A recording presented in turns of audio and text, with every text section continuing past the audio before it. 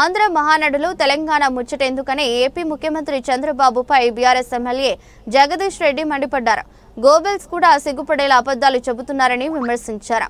మహానడులో చంద్రబాబు చేసిన వ్యాఖ్యలను ఖండించారు.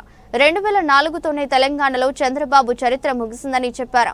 హైదరాబాద్ అభివృద్ధి ఆయన వల్లే జరిగిందంటే నవ్వొస్తుందంటూ ఎద్దేవా చేశారు. 2004లో సమైక్య ఆంధ్రప్రదేశ్ తలసరి ఆదాయం 26,000 లోపేనని స్పష్టం చేశారు. 2014 నుంచి ఆంధ్రాలో మీ 5 ఏళ్ల పాలనలో జరిగిన అభివృద్ధి ఒక్కసారి గుర్తు చేసుకోవాలంటూ చురకలంటించారు. కేసీఆర్ పాలనలో అభివృద్ధిలో దేశంలోనే తెలంగాణ నెంబర్ 1గా నిలిచిందని చెప్పారు. అన్ని రంగాలు అభివృద్ధిలో దూసుకుపోయాయని వెల్లడించారు. ప్రత్యేక రాష్ట్రంగా ఏర్పడిన సమయంలో తెలంగాణలో 1.12 లక్షల తలసరి ఆదాయం ఉంటే కేసీఆర్ పాలనలో 3.70 లక్షలకు చేరిందన్నారు. ఇప్పటికీ కూడా ఆంధ్రప్రదేశ్ తలసరి ఆదాయం 2.50 లక్షలు మాత్రమేనని వెల్లడించారు. నిజంగా మీ పరిపాలన గొప్పది అయితే ఏపీ ఆదాయం ఎందుకు పెరుగుతలేదని ప్రశ్నించారు. ఆంధ్రప్రదేశ్ మీద ఆయనకు ప్రేమ లేకనా లేదా ఎప్పటికైనా హైదరాబాద్ కు రావాల్సిందే కాబట్టి ఆంధ్రాను వాడుకుని వదిలేద్దాం అనుకుంటున్నారా అని నిలదీశారు. చంద్రబాబు దీనికి సమాధానం చెప్పాలని డిమాండ్ చేశారు.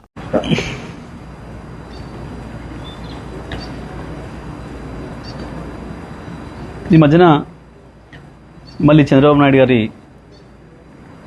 మాటలు వింటుంటే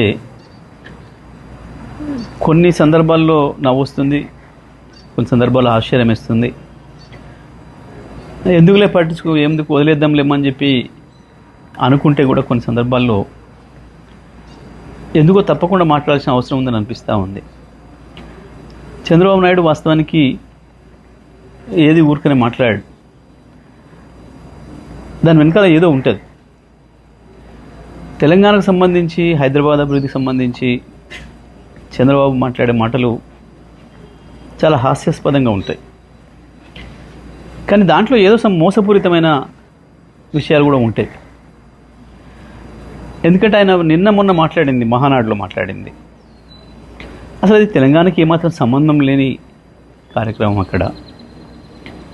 కానీ అక్కడ మళ్ళీ నిన్న మాట్లాడుతూ ఇవాళ భారతదేశంలో తెలంగాణ తలసరి ఆదాయం నెంబర్ 1 ఉంది, కానీ దానికి కారణం నేనే అని మాట్లాడడం, పదే పదే